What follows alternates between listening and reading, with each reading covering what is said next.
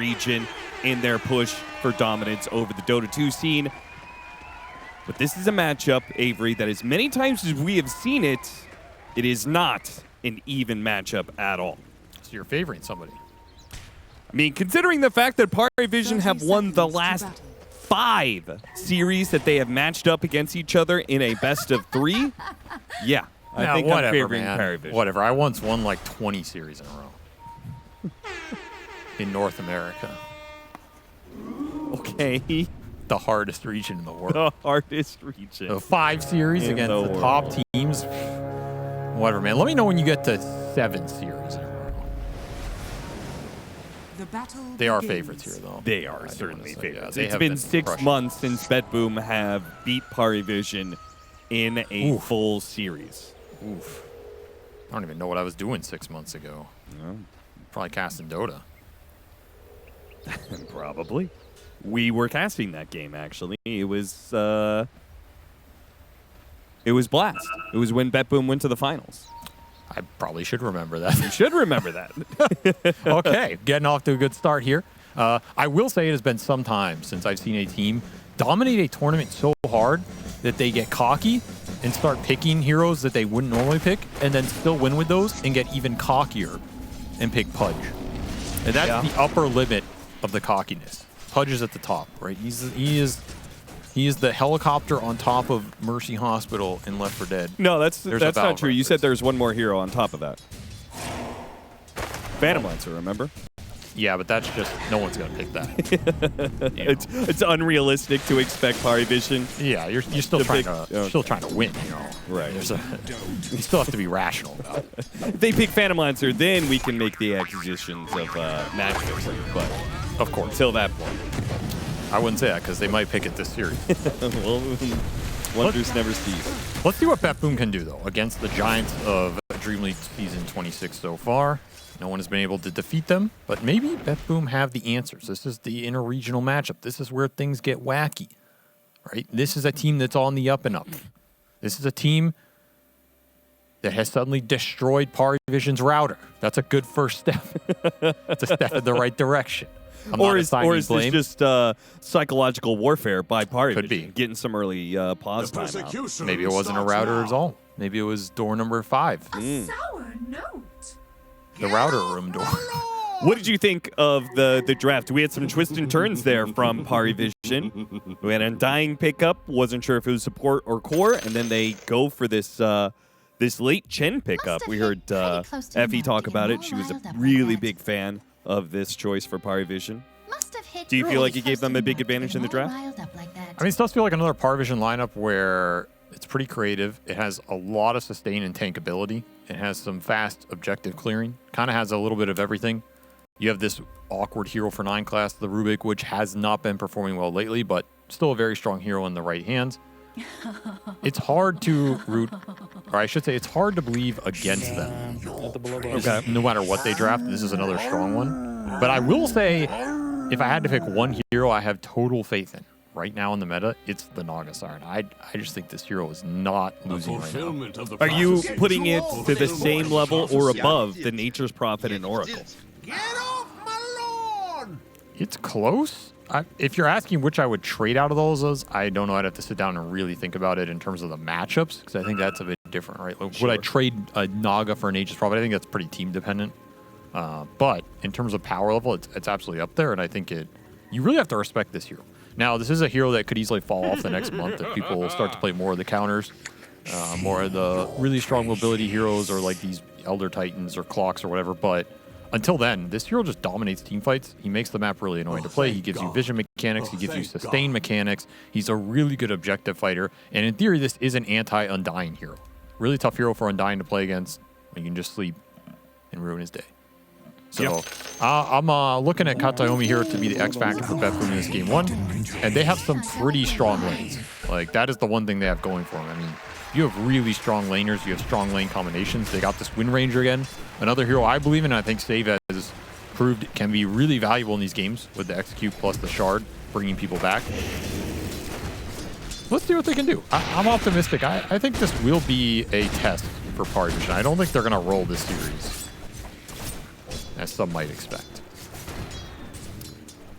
like you.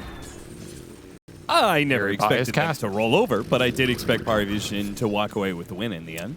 Whether it's this series or That sounds perhaps pretty the grand biased to me. finals, but I mean, before we got out here, you said that PARIVISION is your favorite team in the last 5 years. That's a stretch. What? You said it right in front of Insania, too, who was sitting right there. And I said, Austin, how can it not be Team Liquid? They're my favorite team. And you just said, well, I just respect how PARIVISION play. And I like the creativity, the variety of picks. That's definitely true. I do respect PARIVISION more than Team Liquid. I'll give you that. I'll give you that. You know, we'll put your bias aside for now and try and cast this game evenly. Okay. As mid lane, going GPK's way, taking a lead with this Monkey King, Monkey versus Melee matchup. Can he shut down the No One Kunkka? Because no one has been able to shut this man down on this hero. He has the double bald buff, right? Bald player on a bald hero. Yeah. That's just too much testosterone to handle, really. I agree. Well, it seems like the Chen has certainly done some damage here in this top lane when it comes to the mana pool. Saving Miro almost having nothing left with the early Satyr Convert facet, so the Mind Stealer's just going to work. This thing still gives a really strong mana aura. I feel like people forgot about this creep. I was really surprised when we saw Chen in the last meta that this creep wasn't... Not that it wasn't picked a lot, but there were games where people took some of the other starting creeps over it, and I feel like the laning prowess is just ridiculous. Yeah. It's pretty hard to turn down. We'll sacrifice it straight into save, though. You got a Harpy Stormcrafter if he wants it. It is pretty funny, like, how do you win this lane as Beastmaster? Because if you bore it up, then you're just going to get side-bladed on the boars, and Templar Assassin's going to farm those. And if you try to go axes, then you're just going to get all your mana burned away. Just stack and fall back on the stack. Teleport barely makes it out there. I will say this Stormcrafter is pretty nasty when you also went the Mind Stealer, because this is the ultimate combo, right? Infinite Chain Lightnings with the mana regen. Yeah. It's pretty disgusting. These things hurt 140 damage every 4 seconds. So they're pretty much left with you have Okay, to he pull. just sacrificed it. He Well, just threw it away, but some damage done. I don't like he gave it away that easily. I think you could have done some damage. You could kill some boars with this. You can free up some of the laning for Satanic. Just going to get blood grenaded. Save trying to get some trades going with the stick charges, but not finding too much as mid lane has turned into a pole war into the jungle. Trying to dodge this matchup, no one not having fun.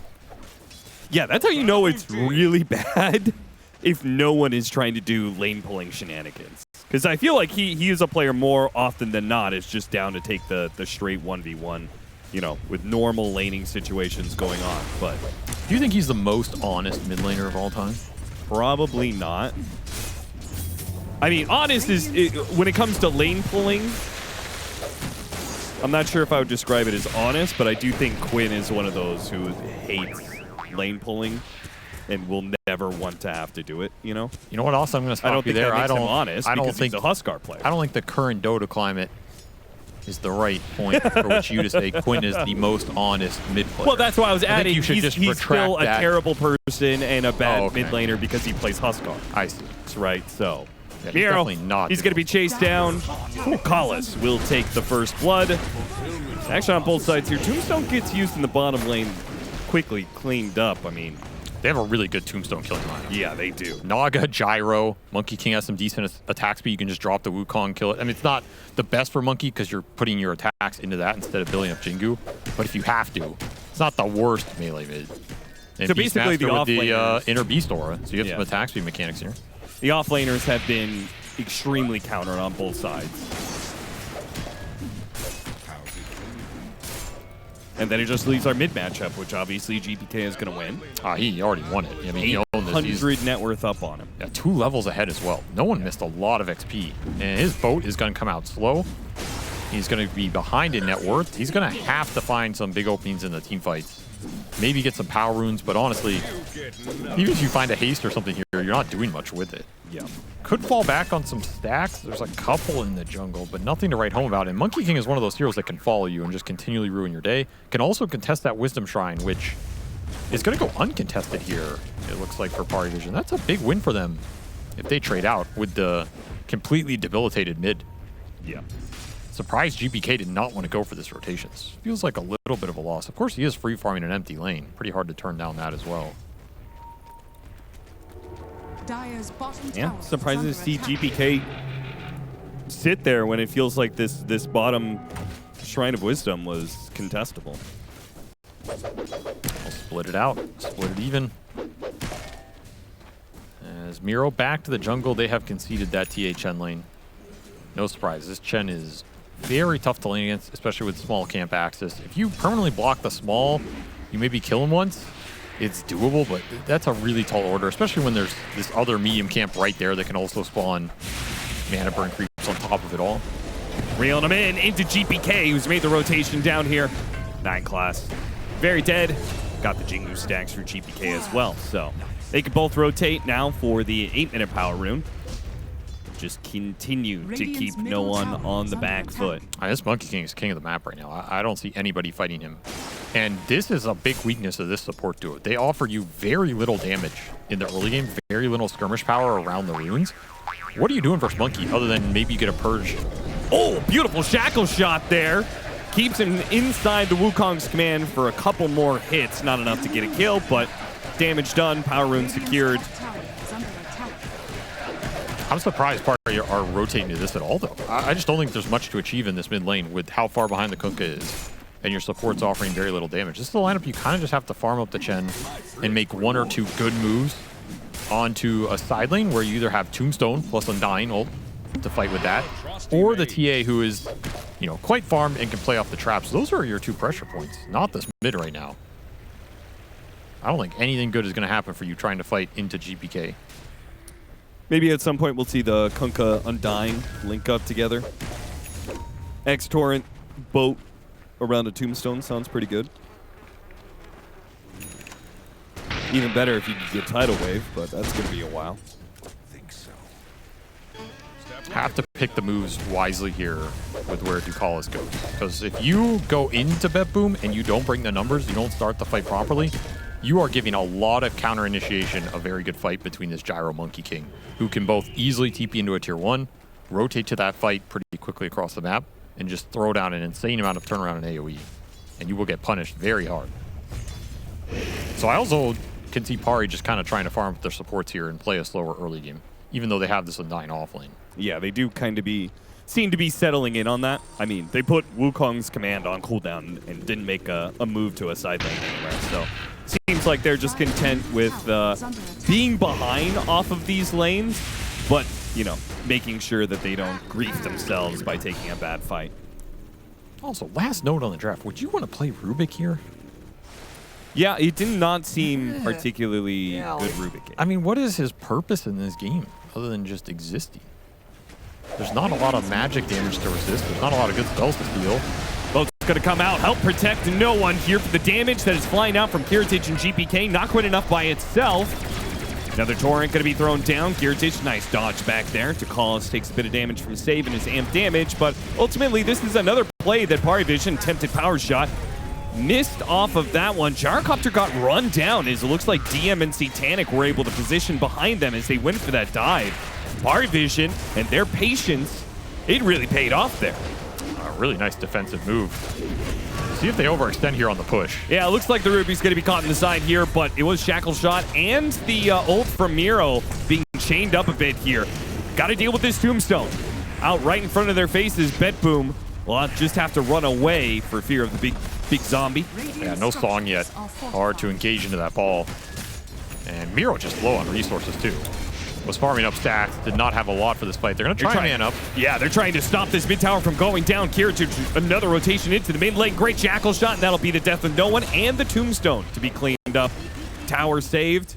All right, BetBoom showing that they can strike back. Both of them can play this defensive team fight, it seems. Big overstep from no one. No boat on that. That's the only reason that play gets drawn out. You overextend on the boat roam, you don't get the assassination from the Wind Ranger on the kill shot, which can be nice versus Kunkka. For sure. If you get him on that threshold and you just override that boat roam, it's pretty good interaction. More TP rotations mid. It's going to be saved this time around. Already pre-smoked. Naga Siren joins him. They head up to the top lane with this Purge creep. Or rather, Monkey King. They don't really want the Chen here. They want Satanic. Finding this TA in the jungle Do once they or even twice have early. the damage? Yeah, they can run him down, for sure. We'll definitely get on top of him. This is going to be a perfectly good initiation. They eat through that refraction pretty quickly. Now on cooldown, he's gone. And Miro will take the kill on the Chen as well. So Man, really nice twofer there from BetBoom. I was going to say, killing this Chen is nice if you can also kill his army. They get all of it there. More urn charges for save. His focus fire does a not bad job eating through some of this refraction. And there's no way TA is fighting the Monkey King early. You will lose your mid tower though to that Kunkka, which does not feel great considering how far behind he was.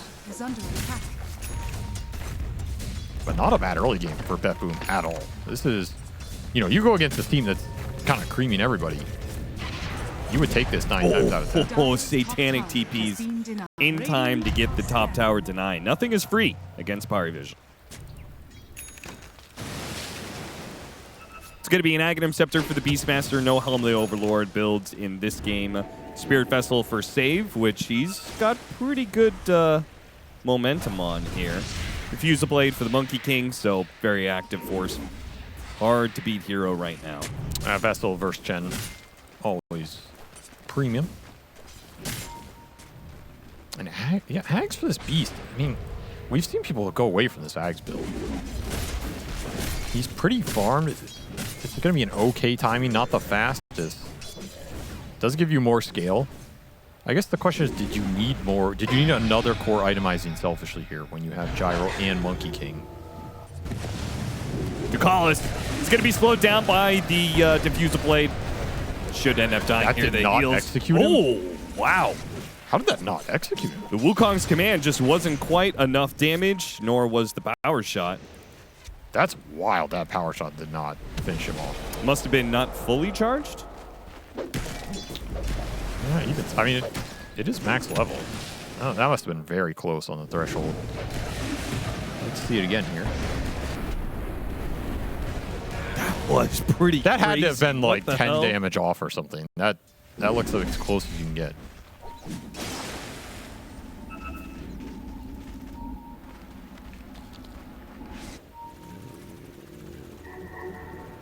Well, Kiritich has been having a pretty dream time. 0 Curios, by the way. Oh, we finally went away from the Curios. I'm down with that. I love the fact that PARIVISION are just picking up this Sister Shroud item. Well, versus TA in the early game. Little evasion goes a long way. What? No, Sorry. I said PARIVISION. First the monkey. Sorry, I'm saying first the monkey. First the monkey, yes. Because if he misses 1 or 2 hits trying to build the Jingu, it's a big deal in the fight. Yeah.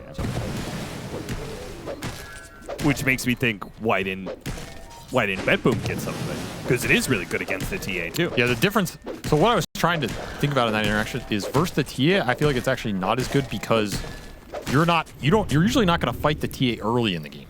You're going to fight him in the mid game, and the Roshans, and like after he comes out of the jungle with his Dragonlance, Desto, Blink, whatever, then he gets active. I feel like by then you missed the window to make this item really good. Whereas the Monkey King, you are fighting him early. You're fighting him on the Wisdom Shrines. You're fighting him on the rune areas. You're trying to stop him making these early rotations, which is, I feel, when you get the most value out of this item, is when you can turn around some of these early skirmishes. Fight him on the rivers, fight him on the beach. I think that is why... Okay, you don't have to go there, man. I think it's why Gossamer Cape was so nice in the meta versus TA last patch, because you got it in that like 15 to 25 window. Sure. When TA was trying to accelerate the game and jump on you and assassinate you as a support. And it just lined up so well. It was also missed on the first hit, which is usually a melt hit from the TA. Yeah, of course. I mean, that was Whereas, just like, really strong. The Sister Shroud, you're going to get hit by the meld, and then you're going to dodge the follow-up hits, but the damage in some ways is kind of already done. The big hit already lands. I mean, no one is recovering here.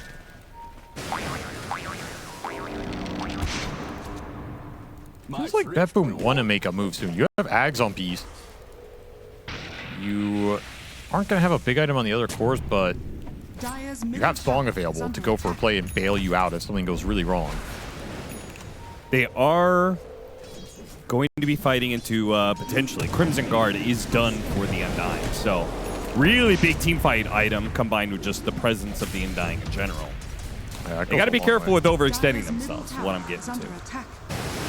I feel like that's true for both teams. But I also feel like it's kind of a race towards this Roshan. Yep. Both teams can easily take it right now. Both teams do not want to give it up to the enemy carry. PARIVISION is smoking, looking for the move. Even just a single support pickoff could be enough. Sway the tides one direction or the other for this Roche taking, and Miro getting picked off is a big win for PARIVISION right outside of the pit. They could go right to it right away if they wanted. But it is still a tough fight. You're fighting into Call Down, you're fighting into Wukong's command. Even with the Crimson Guard, it's dangerous. Especially if DM dies here in the mid lane, getting pulled in inside the Wukong's command. He's trying to get off the Tombstone here, but he got burned of all of his mana. Thankfully, he got off the Crimson Guard, so he will survive, but impact could be negligible. It's Kataomi. Big hit from Satanic, a second one to follow it up, and he's just gone. No ability to turn that fight unless Kiritich wants to join.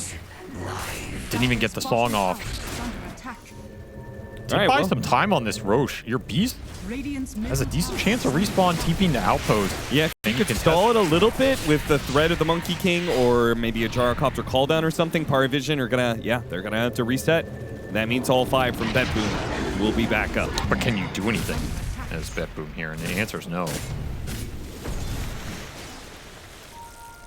This is where I was unsure the Beast Ags in terms of what you're gonna be able to do with it timing-wise. Yeah, it'll scale here. And your plan can always be, we're just going to beat them ultra late. But I think it's really hard to force Roshan or Tormentor timings like this if PARIVISION are up and around the area.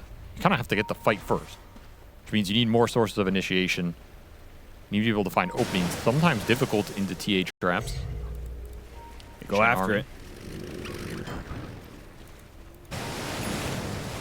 Dire are scanning. 9 class might be the one to break the smoke. Ooh, he slips on by. Now it breaks. Miro runs into 9 class, trying to get off the Primal War. Quick reaction from 9 class.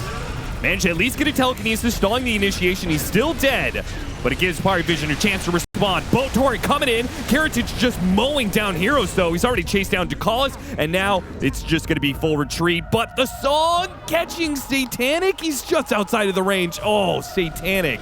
He's able to blink out. Radiant are scanning. Very lucky here. Save. Yeah, he's trying to sandwich in. He wait, no! Okay, they got the shackle shot. Save is there in time. PARIVISION lose 3. That is a massive pickup. You can absolutely go to the Roche pit right now. 45 seconds on this TA. You have to be fast if you're going to go for that play, however. You might just rather farm out the map. They TPO Miro bottom. Yeah, it seems like they do not want to go for it. Oh, Roche is also going to swap to the other side, so if they didn't finish it fast enough, yeah, maybe that's the right call. Really weird. Timing's a little awkward on that. You rather do this with Song of the Siren up as well. That's true. Yep. There's your blink on the Beast. That was a big kill for Pari to give up. It's TA snowballing off the map for a long time. Gives time for Kiritich to recover in this game. Close the gap.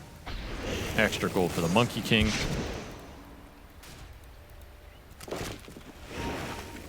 Gyrocopter has almost caught back up to the Templar Assassin. Dead even game when it comes to net worth. BetBoom, very slight lead now. But I mean, the thing is, BetBoom have a decent net worth advantage because there's all this dead gold on no one right now. Like, he is trying to get to this Radiance, but that means he's just a Blade Mail Kunkka in this game. Right. Yeah. Like, he's effectively missing 3 or 4K here. If you take a fight right now, as long as you don't just sit on him and put all the damage into him, you're missing a big damage source with this Radiance not on the map yet. Nonetheless, they are gonna force it. They believe in the Tombstone plus the Chen. I mean, this is tough against the Naga Siren. Not just because of the song, but also the illusions getting vision inside of the pit. The power shot as well. They're not jump in already. Roar goes out on Satanic. And with the follow-up there, a beautiful shackle shot. Satanic stuck inside. He's ensnared up and he's gone. Miro, he's only going to last so long here inside the pit. The Roshan goes down and the Aegis picked up by GPK. He picks up the Aegis, takes out no one. A big win for BetBoom. They're going to deal with the Tombstone while Kiritich pushes forward. See if he can find the extra kill here. Maybe run down to Ducalis. jumping forward. GPK trying to help him out here. There's the threat of the Undying. Got to be careful of that Flesh Golem. But really, there's not too much stopping them from diving if they really want to go for it. Glyph goes out. I guess that's enough of a threat. Trying to get out here. Very lucky. Yeah. Still that tier 1 up. So you were really worried about chasing deep there if Pari would get to respawn. You could easily throw what you just gained, which is a massive advantage. Getting the Aegis on the Monkey King here, taking it away from Satanic and getting both those cores. And so much of that fight is just an absolutely beautiful shackle. From he got it from the backside of the pit? Yep. Is that what happened? Okay. It was a nice blink from Miro. Someone's got to jump in there. Yep. But it's Naga Illusions giving you vision, giving you the confidence to go for that play. You get a nice roar on the TA. This limits the damage output from PARIVISION. This lets you commit to the fight. And Shackle on 2 cores is almost always a fight winner when the games are even. It's crazy to me that PARIVISION did that in the first place. There was just so many vision mechanics. They didn't even use Song to like secure the Aegis or anything. They didn't have it. It was on cooldown. Oh, really? I think that was part of the reason they felt like they could force it, but you don't have BKBs on anybody. You're really relying on Tombstone to do some work there in terms of the area control. But nothing disrupted this beast just jumping in the pit. There was no instant lift. Radiant's middle tower is under This is where I go back to the Rubik pick in this game. I don't see a good purpose. Not that 9 class isn't getting some okay spells, but even the spells he's stealed, they're not helping progress your win condition here. It's not like anything he's doing is helping Satanic run the game over, which is what you're trying to play through here. Sure. He's not an aura builder where you're going to ball with the Chen. The insta lift is okay here, but it's not like you're against Magnus or something where you needed an insta lift in your lineup. Dire are He's just kind of here. He's not a great team fight winner or anything. Like, he contributes, but there are better heroes out there to... I don't want to say it, but like, this is where you wish you had the Pudge, man. Seriously. This is where you wish you had the Pudge or something weirder. The Pudge would have given you the pick-off opening to then take Roach. Yeah, probably would have just hooked the beast in and insta-killed him. True. He'd have like 20 flesh heaps by now. Instead, you wanted to be cool and pick Rubik, and look at you now. He is dead. Radiant's top tower is under attack. 2 minutes left on the Aegis. I'll also say there's some nice cover spells in this game. Like, there's a lot of spells you can end up stealing here that are just garbage. Yeah. Like that top fight, when Miro ran in, he insta spell stole him and he got Inner Beast. That's like, okay. Okay. Cool, you know? I got your aura that's supposed to be a passive, but no, it's 2025. There are no passives left in Dota. Dire's middle tower has fallen. Didn't they remove a couple of those? They've slowly been removing them. Yeah. Well, no. Sorry, I was saying they buffed Rubik by taking away. He can no longer steal Bulwark and stuff like that. But yeah, Inner Beast is still a good coverage spell. There's like Wind Ranger can cover Shackle Shot or Power Shot if she just wind runs. I mean, her ult's useless to steal. Flat Cannon's useless to steal. The Inner Beast Aura is useless to steal. Yeah. Mirror Image, kind of useless to steal relative to what you're trying to get. Sure. And the reason I say this is I feel like 9 class has been a huge factor for PARIVISION in this event. 100%. If we look at a lot of the games they won, he is that edge that pushes you over, gets you that win when you need it. And he's bottom net worth here, struggling to find a place in this game, 0-4. So now, Satanic is really going to have to do something to carry this game. And he is up against, in theory, 3 very hard scaling cores. This Beast build got over the hurdle. And now it's just damn scary. Yeah. Lotus Orb for the Undying, but I don't even feel like it's that good of an answer to this Beastmaster. I think they're just getting outscaled right now. Like, if you Lotus on the TA, is Miro really going to not roar him? No, you just take the trade-off. You say, okay, you're stunned, I'm stunned, I get full drum charges, and my team gets to run in while the Templar Assassin is stunned. That seems fine to me. It's also, the TA is your only Are scanning. real damage source in the fight. Like, yeah, the Kunkka with Radiance can do damage. Tombstone can build up some damage. But in terms of direct physical burst, it's the TA, and the TA only. You roar him. I don't think your other 2 cores are afraid, especially during BKB durations. It's a pretty clear target, which is, I think, why the Lotus comes out. It's like, well, if the target's really clear and I'm going to roar the TA every time, I'm going to buy Lotus and throw it on the TA every time, and that's great. But like you said, you can definitely just trade it out in some of these fights if your other 2 cores are on top of it, especially if he's stuck in Wukong. Oh, yeah. Like, yeah, I'll take the Lotus roar if the TA's stuck in Wukong under gyro spells. Easy. And as you said, no burst damage from the other heroes. So you just go in, you kill the TA, and if you're stuck in some Undying Tombstone, Torrent, Boat shithole, then you just pop the Song of Siren. Reset a little bit. It's true. It's bad real estate, you know? Oh, that's true. You could also just Song isolate the BKB core and roar him. That is also true. A lot of options for BetBoom in this position with a 6,000 net worth lead. You could also roar somebody, Song while you roared, so you counter yourself, run away, and then BKB TP out Nightfall. You didn't think of that one. I did not think of that. I mean, I thought of the first 2 steps; those were pretty obvious. No, you but have I to feel think like 10 the twist steps at ahead the often. end. Yeah. So you have to think about the enemy countering you, and you have to counter yourself first before they get a chance. Right. That's psychological operations. Well, somebody's got to pull the Nightfall now. Now the Talon is waiting in that lower bracket final. Scary team to walk into at this point in time. They have so much momentum. Feels like they won their first game 1 of a series. I thought they were generally going to lose that series because of that. It's like, this is such a C classic. If they show up for a game 1 and then they drop the series. Yeah. Regeneration. But no, they closed it out with an even more one-sided game 2. See if Satanic opts for his BKB first or Lincoln's first. Yeah, it's a tough decision. I think there's pros and cons to both. Yeah, it just feels like he needs so many items to succeed. What? And we are definitely not feeling pressure from BetBoom to accelerate this game. I think they are quite content with farming up their 3 cores here. Yeah. And progressing steadily towards the next Roshan. I will say I'm a little bit concerned that, like, eventually the Kunkka will become a threat.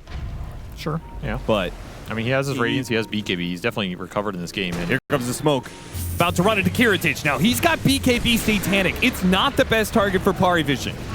They can get something out of him. Miro's going to make his initiation. Another Beautiful shackle shot. Kiritich getting full flat cannon shots. Not quite enough damage to finish off these heroes in front of him. Very tanky. Miro, he's being chased after by no one. One final swing will do the trick. Meanwhile, GPK arrives late to the fight, gets off the Wukong's command. A song comes in to bail him out.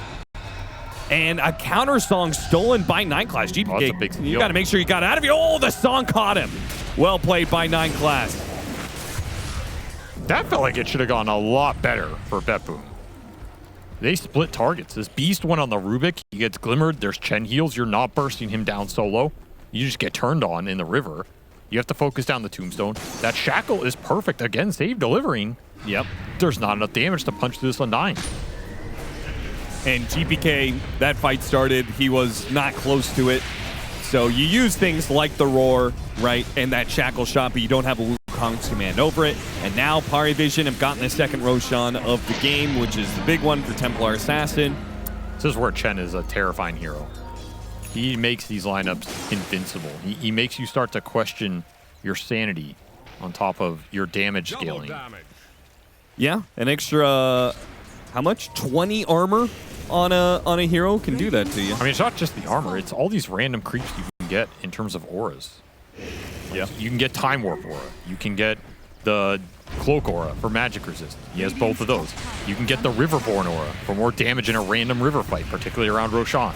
You can get some of these ancient creeps now. Like, you put 3 or 4 of these auras in the fight, you put armor on somebody, you have a Hand of God, you have neutral items that give you barrier that makes healing more effective or gives you a larger window to throw it out. You have Glimmer Capes on top of that. Like, look at these heroes for BetBoom. They do damage, but it's kind of slow. And all of a sudden, despite the layout of the team fight seeing very favorable for BetBoom, feels like PARIVISION building up off of one team fight win. Enough an advantage that BetBoom is like, okay, no, well, now we got to stall until the Aegis is gone. You got to stall till you get some bigger items online. Like Daedalus for the gyro is a huge one here.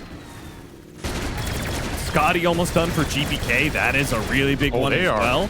Going for the Aegis. I can't believe they're going for this, just the 3 of them. They have Song bailout. They do. Likely to have to use it here. Yeah, Katomi, he blinks in, stalls everybody out. This time around, he'll TP. He counters them? early. He can. He didn't get it off. Yeah, he could have just songed and walked into it, right? And then you sleep each other. Yes. Well, his is just larger, right? Oh, yeah, that's true. Yeah, it's just larger. Well, he doesn't have that facet. I guess that's true.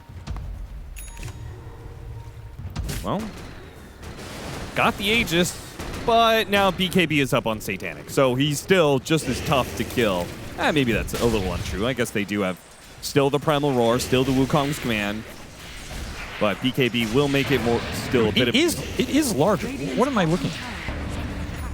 Oh, right, because cast. Yeah, it's a cast ring. Why are you trying to gaslight me, Austin? I don't know. Radiant's bottom It's tower fun is sometimes. under You do it to me all God the damn it. Man, I really... I've got in your never head on that questioned so many things I know. All right, early banner going to be dropped. There's the Daedalus.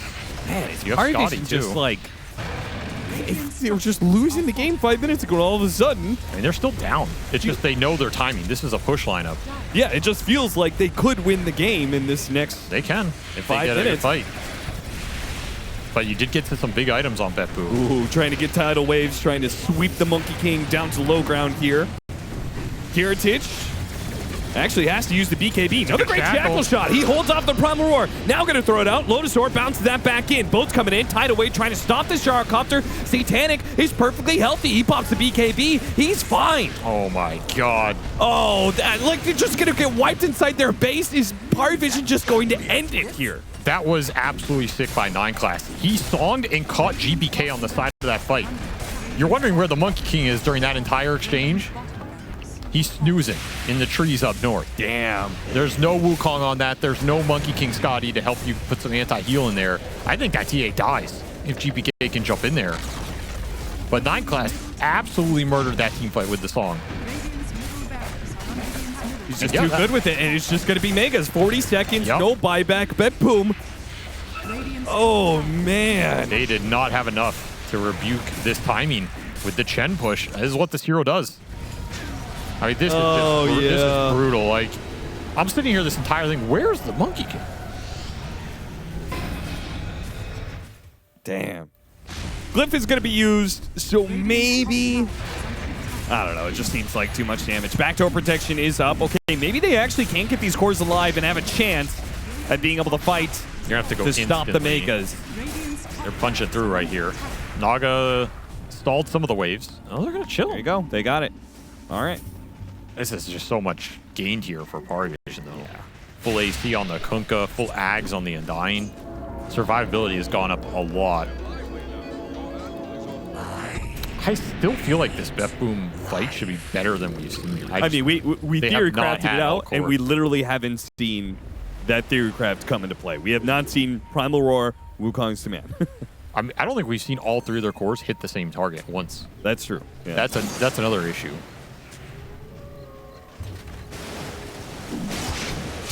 BetBoom. I mean, they're a team prone to choking and crumbling at times, especially in higher pressure scenarios. Now that we're in playoffs, He has the Ags on Chen. one more team fight would be the death of them here in this game 1. Lost the last 2 fights. Now a final hold. GPK, the gut jump win. This time they're all hitting the Templar Assassin. Will it be enough? Inside the Wukong's Command. There goes the Primal Roar. The Wukong's Command, it pushed aside. The Primal Roar pushed outside GPK, so the Wukong's Command got canceled. It's over. It's done. You don't have nearly enough damage, and you're just getting outplayed with the big ult. Oh man, BetBoom, this is a rough game because you're sitting there going To lose against PARIVISION, and they simply do not have what it takes to beat this team. But another way to look at it is that they were beating PARIVISION. They were ahead, they were winning, and they could have won that game perhaps rather easily. So perhaps just correcting a couple of mistakes. BetBoom win the lanes again, and they'll be in prime position going into game 3. They have Oracle. Can't lose with Oracle, That is true. supposedly. Well, we're going to put that Naga Siren versus Oracle to the test, aren't we? That is a good point. I still like this Naga Siren hero. I still think he can do a lot of work in the fight. And I'm a little worried for BetBoom with this lineup because you're playing a very static lineup that wants the front line to hold a position and the supports to back it up versus Magnus, who can just displace your sniper, displace your Tide Hunter, Alina, who can provide an equal turret position. And that's a bit worrisome. If you're BetBoom here, how do you maintain formation and really make sure that Pari cannot take the fights in areas that are advantageous for them, but also abuse you with, you know, they skewer someone in, sleep the rest of the team. The Panda's tossing someone in the air, tosses Sniper, tosses Oracle. Suddenly you don't have the save for the front line. Suddenly you don't have your turret hero. There's a lot of team fight chaos, one might say. Yeah. PARIVISION can create here with this lineup, and you have to be very disciplined here as BetBoom to avoid falling into the traps. Now, that's my response, but of course, if Suns fan were here, he would say GPK just choked, as he says in every cast. That is true. He does say that a lot. No one is fishing for a skewer. Won't get it. Still won't get it. Still not going to get it. He's going to take a lot of damage for this. He's going to get something, all right. And this is the new sniper, the new take aim sniper. Yes, with the extra vision. Yep, and the ghillie suit. So, but much less armor, which I thought made this hero...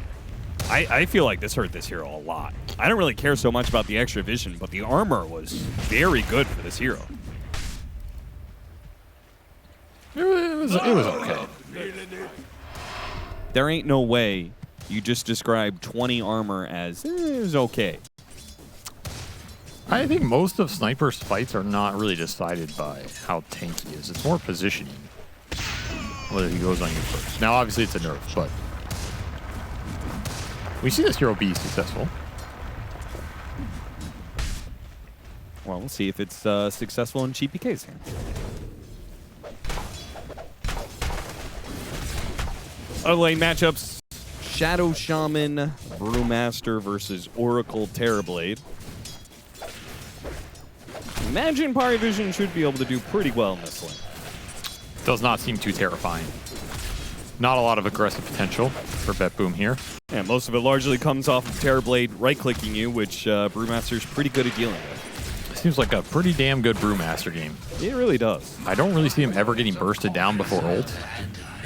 He's going to disrupt the Oracle, which allows you to kill the other cores. He can disrupt the Tide Hunter or the Sniper, and allow you to find the backline, or just maybe kill the Oracle himself.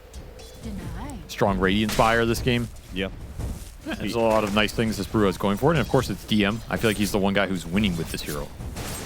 Though that said, Pari are winning with every hero, so That is true. the baseline's quite high. Then the other off-lane, BetBoom's off-lane save on the Wind Ranger, Miro, Tidehunter.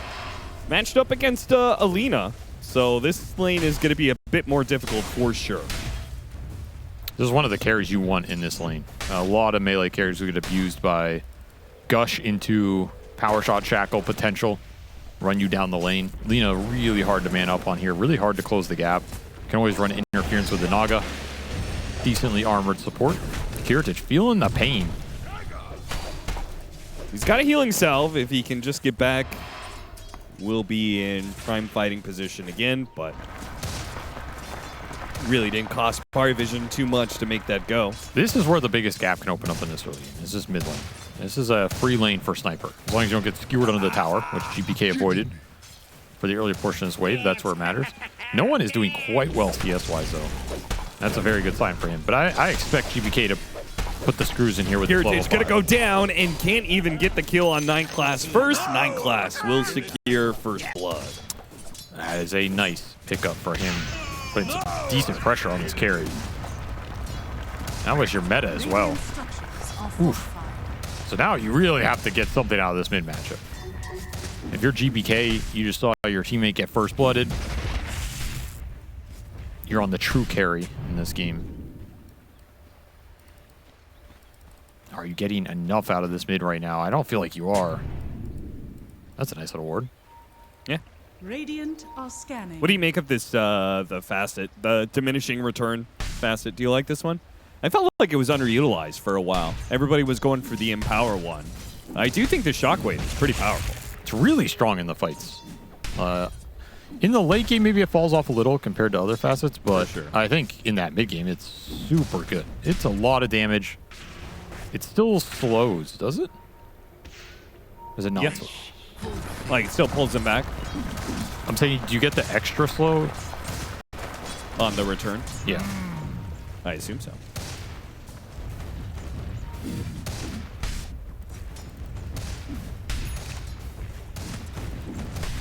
$28-7. But it's not really like no one's doing too badly. Yeah, he's 20, he's 30 and 4. He's honestly doing super well in this lane. Yeah, he's been able to put up with the sniper harassment perfectly fine. I told him he makes a rotation in. All set up with that 6-minute power rune. Have to fight behind the shrapnels here. Need to get something out of him in this early game. Even if it's just a power rune. Not the greatest one. No one happy to see that, especially if you can just kill this catapult and get out of this lane without any trouble. It's not like Cypher is going to use many of the power runes particularly effective anyway.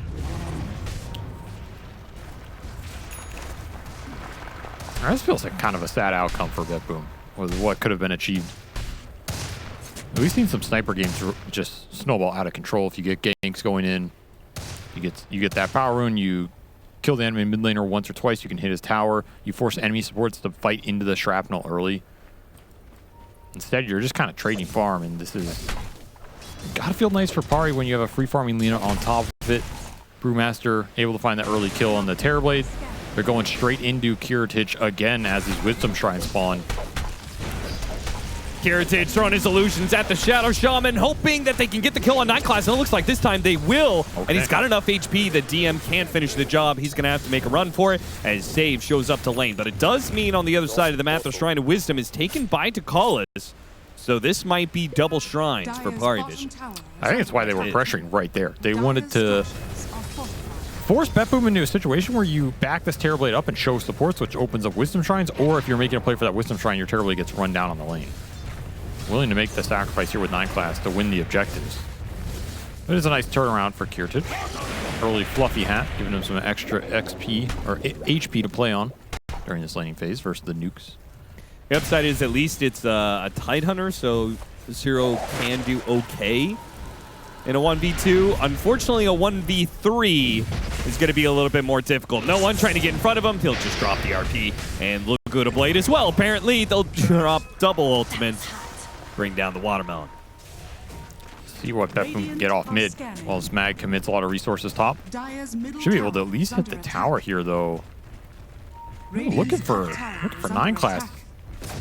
Spot him a little bit too late. They get a bit of chip damage, but honestly, again, it feels like a missed opportunity in some ways for BetBoom.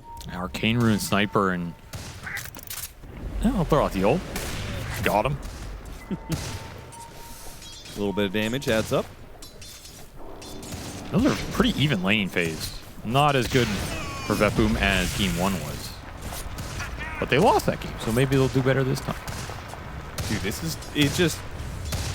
it looks like such a hard sniper game. Like, they can song set up on him. He's going to instantly die to Lina if that's the case. He's going to deal with the Brewmaster, Brewlings running at him. You got Ensnare, Reelin into Skewer back. Tons of repositioning tools. On the flip side, I would argue this looks like an incredibly good Lina game. Like, who is gap closing and threatening Satanic with 4 or 5 slots here? And a song to back him up. I mean, looks impossible. Tide does not threaten this hero. You can frontline, but you're not threatening him. Pretty tough matchup for Terrorblade. Coming through the gate, Satanic. Lina's a very good hero to push out lanes and make this kind of rotation.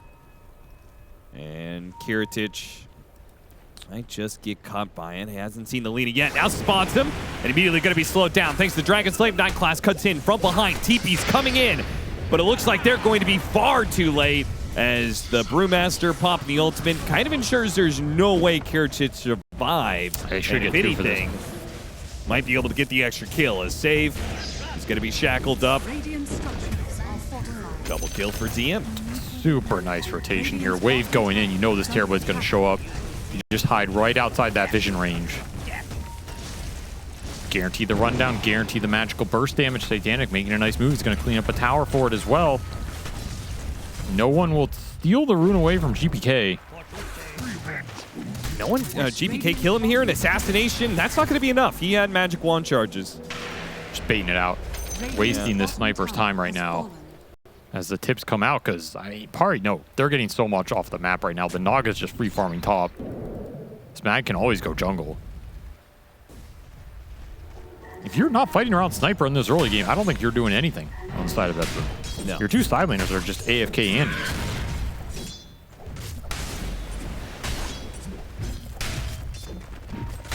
As seen from Miro, AFK farming neutral. Can't even get all the last hits.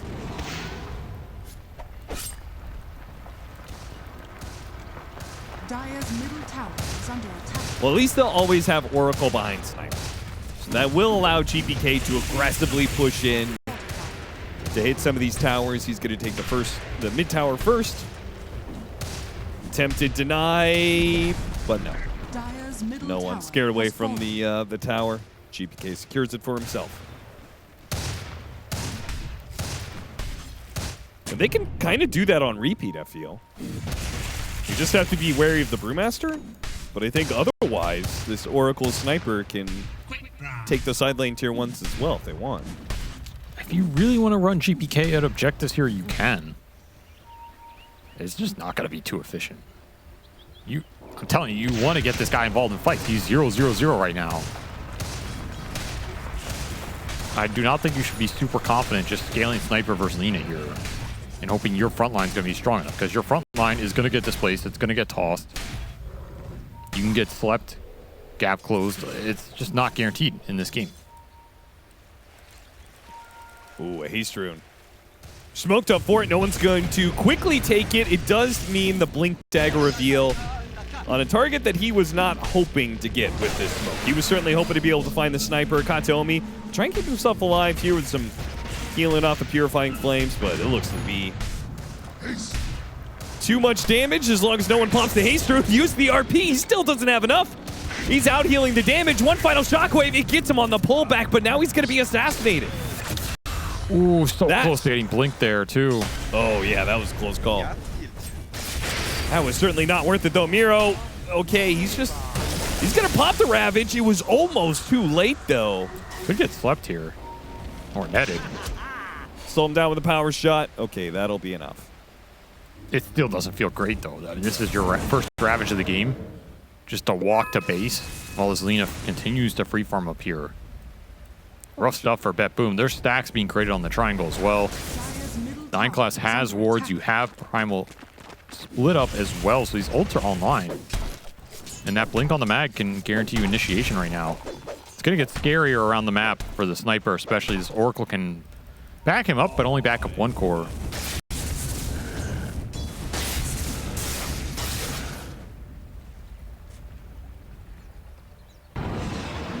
See if Pari make a move with the RP coming up in 50 seconds if they want to go for that mid lane, because that tower's still full, but you can wrap on this objective with the ults up. Like with the wards, the primal split, a blink skewer RP, that's enough to take the fight around there, particularly when Ravage is on cooldown. You're going to have your RP up before the big ult for Ty comes online, and you just got your Radiance on the Brewmaster. Yeah, DM just pushed it in the bottom lane, then wraps into mid. I feel like it's kind of guaranteed. Yeah, I think this is a absolutely spot on play. And this is a difficult one for BetBoom to respond to. You need to have really good position on the sniper. Oh, gotta be songed. And he just got caught in the river. Ensnared, so it should be an easy skewer if they want to go for that. Got him locked down. There goes that false promise, though. GPK forced back. The Primal Split, meanwhile, is chasing after Save with the Radiance. Might be able to get that kill with the Boots of Travel on the Lina. They should easily clean up Save. GPK is kept alive for now, but now Satanic shows up, kills the Oracle, skewer in, RP, lock it down, and Miro's just kind of sitting in the middle going, I don't have Ravage, so I really can't do much here for you guys. He'll just join the rest of the team in death as a triple kill for DM. Yeah, he's feeling it. His Brewmaster is off to a crazy good start. Had so much gold injection straight off that Radiance purchase. I mean, that's the exact fight I feel we all saw coming. And because you position in that river just a little bit with that sniper, you don't have good enough formation to take it. You don't have enough to stall for this Ravage to come back online. And your supports are just not going to bail you out. Like, you could false promise this sniper all you want, but they're just going to chase you down. They're going to toss you.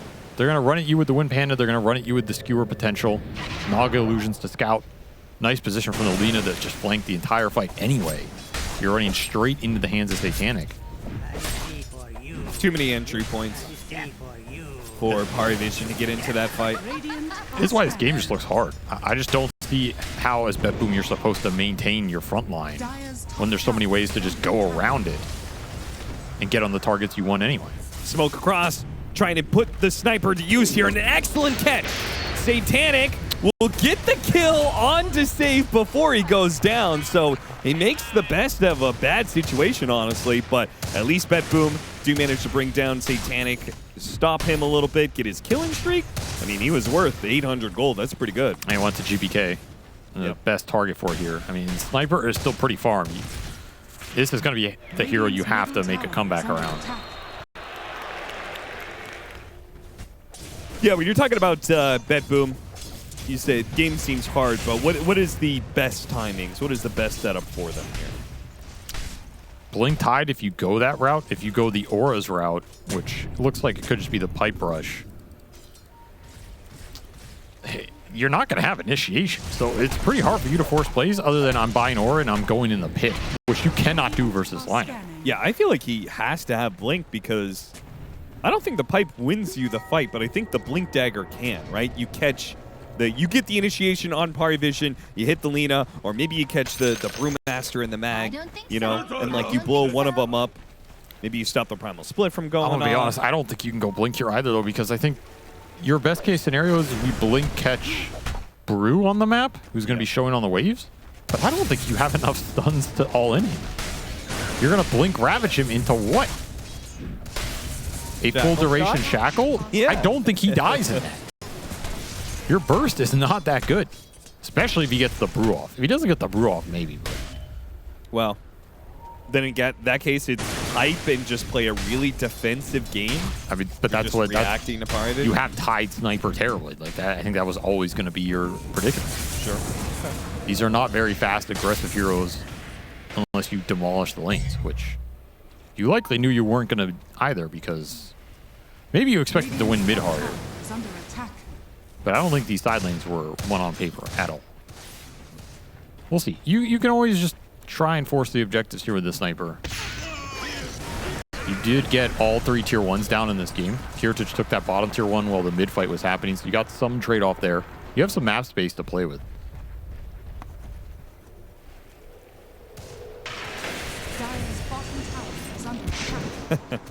Takala's doing a good job controlling the power runes. I feel like there have been more runes denied in this game at 18 minutes than 90% of professional matches. Katomi's denied 1 or 2. Takala's has denied a couple. How would you know that? GBK had denied 1, I think. How would I know what? More than 90% of games? It's a very unique stat. I said that's what I feel like. Oh, so we're just going on by feeling now.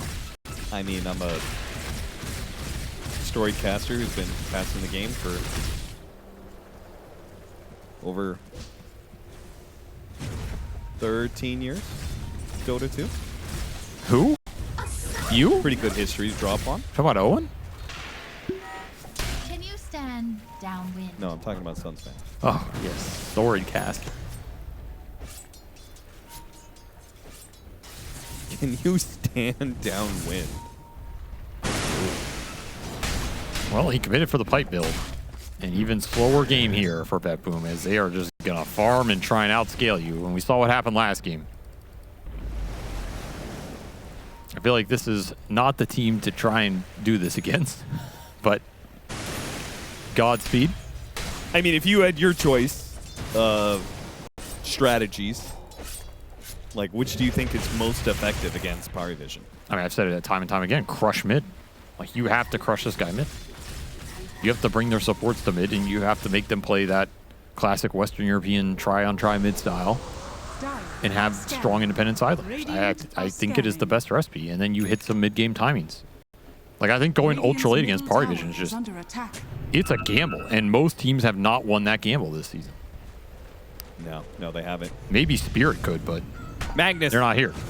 Blink Dagger Horn Toss up already, BetBoom. Well, they get to the high ground here. They're going to get their defensive fight, but now the repositioning already starts. Miro starts taking a bit of damage. Doesn't want to pop the Ravage early, but it means the Primal Split is going to go off here. Sniper got caught inside of Serpent Wards. Don't panic, though. He's not taking much damage. He's fine. And PARIVISION haven't found it open yet, but they are kicking him off the high ground. His Primal Split is going to work, and now the RP lands on a 2. Miro pops the Ravage, but the supports are already dead. It's up to GPK to do all the damage here, as clearly Kiritich is already done with the fight. Again, I don't know how you're supposed to take this fight as BetBoom. The positioning is just impossible, and you have no jump. You can't jump anybody. You're just watching your supports die to Brule. Yeah. It is a rough one, man. This is a real rough one. I mean, maybe there's a world... If they didn't get, like, Serpent Ward Trap, is there a chance that, like, TB Tidehunter Sniper can just focus Brulings down? Sure, but let's say you kill the Brule tier. Is this fight changing by that much? Well... Like, DM's not gonna... He's not gonna send all the Brulings in if he feels like he's gonna die. And you could just get 3 on this RP. You get the Sniper. Yeah, he's doing some damage. But, like, again, the tide's in the air, right? Your supports die. This Brewmaster pick, unless you have ways to start on him and all in him, it's just going to completely ruin your position. I felt like DM was like a sheepdog. He was just herding them into a corner with the Primal Split. Combined with, you know, 9 class and Satanic coming in from the other side, they were just completely sandwiched. Easy RP setup for no one. At some point in time, they were just backed into a corner, nowhere else to go. I had a sheepdog once. Yeah? I can't tell if this is a joke or like a real... Why would I joke about that? I don't know. I mean, you do joke a lot about a lot of shit that's inappropriate to joke about. So 99% of it's true. What was its name? I'm not going to say it. I'm not going to dox my dog on Frog. What's wrong with you? Some weirdo will probably look up like the vet records or something. What the hell are you talking about? Well, Shadow Shaman is not the most effective hero against Tidehunter and 9 class. I guess you got him. Game the Hex Shackle Blink away. There's your pipe. Got a pipe. Time to force Roshan. Yeah. Yeah. I don't know what they're going to do here. You go for Roche. It's a free mag initiation, most likely, or a song interrupt. Radiant's middle tower is under attack. Well, they can farm. That's what they can do. You can farm, try and push this game. Radiant Find the Lina. I mean, that's what's going to come down to. You can just jump and kill the Lina. Then a lot of the control for PARIVISION, I guess, isn't as effective because the big damage dealer's not there. Yeah, I mean, they do really That's have your real route to most of the victory. damage is from Satanic, though this Brewmaster is farmed enough that he is contributing, but... For sure, but I mean, let's boil it down. There's not a lot of pathways for BetBoom to win these fights other than you find Satanic. So you get the Blink on the Tide, BKB on Sniper, BKB on Terrorblade. You can BKB through the Song. You can BKB ignore some of the Panda damage.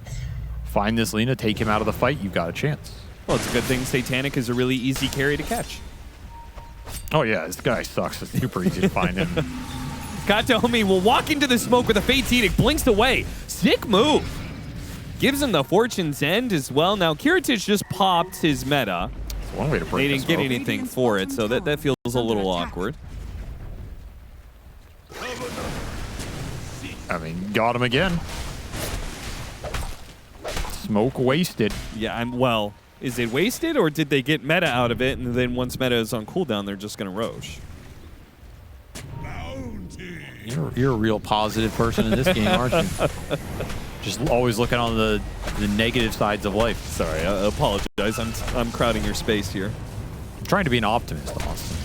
I don't know why. That doesn't really fit you. Because I feel like if people know me for one thing, it's positivity. Relentless positivity. And therefore, I need to stay on brand and give that to the viewers. And I can't have you dragging me down all the time. I'm just trying to balance out your relentless optimism. I mean, balance is one thing. Tying yourself to my ankle so we both think is another. There's no balance in that, Are Austin. scanning. This is a really good description of our relationship, actually. Yes, I'm trying to swim across the lake, and you are just fake drowning. Radiant's bottom tower is under attack. Yeah, I'm kind of floundering, I'll be honest. But so is BetBoom, so it fits. Net worth don't look too bad. Yeah? 11,000 net worth lead at 25 minutes? I mean, Man, you're really stretching. 2.5 of that's on the Naga. That's worthless. An extra 1,000's on 9 class. He never even shows up to the fight. So there's 3K gone. We're only down to 8. Radiant's Right. top tower Okay. is under attack. Out of that 8K, at least 2 of it's going to be on Titanic, who has no more item slots. That's out the window. We're down to 6. Brewmaster down to 4. What? No one is Brewmaster? flying out BKB, Is under attack. but he might never press that button. So really, it's like a 2K net worth difference. That when you is a think good of it. point. This is a game that he really doesn't have to press BKB Exactly. too That's often. dead net worth because Yeah. he's so far ahead. May as well just burn the cash. So really, this game is dead even if you think about it. I bet the chart reflects that in the win probability. But just don't look at it. Just don't look at the chart. We'll tell you it's a 50-50. At 20 minutes, it said it was 50-50. Right. And we're only 6 minutes after that. So I'll let you extrapolate the data. Must be like a 6% difference. Radiant's middle tower is under attack. Well, Radiant's middle unfortunately, it was some nice mathematics you pulled there, some acrobatic mathematics. But the net worth lead is growing for PARIVISION. It's called Hollywood accounting. You do it very well. Thank you. Aegis pickup for the Lina still leaves them with 2.5 minutes with 2 tier 2s down and a high ground to hit. I'm feeling a bit of deja vu right now, Avery. We have the Blink Ravage. Pull him in, shackle him up. Jackal shot, managed to get the Ravage as the blink in from the Magnus as well. It almost looked ideal, but nobody died. A you song, are a reset. They are grouped up very for a close. 3-man RP. GPK managed to hit it with the Hurricane Pike. Okay, and Laguna Blink got put onto a BKB GPK. That kind of seems okay to me. This is As long as he deep. gets away from Satanic, but Satanic does not stop it. He got Horn tossed back into Lina, and he dies. Heritage, he can't seem to do the damage either. They give him the false promise, but Satanic, he's doing damage. He's not taking any damage. He gets off a Sunder. He still dies. It was too much. Satanic is he's literally just standing here mowing him down. It didn't take 3 team fights this time around. It took 1 team fight. 1. Okay, that's it, yeah. all it took. Just 1 punch. And PARIVISION knock out BetBoom. I mean, no one is close to this team right now. I think I expected a bit of a better fight from BetBoom. The game 1 was pretty close.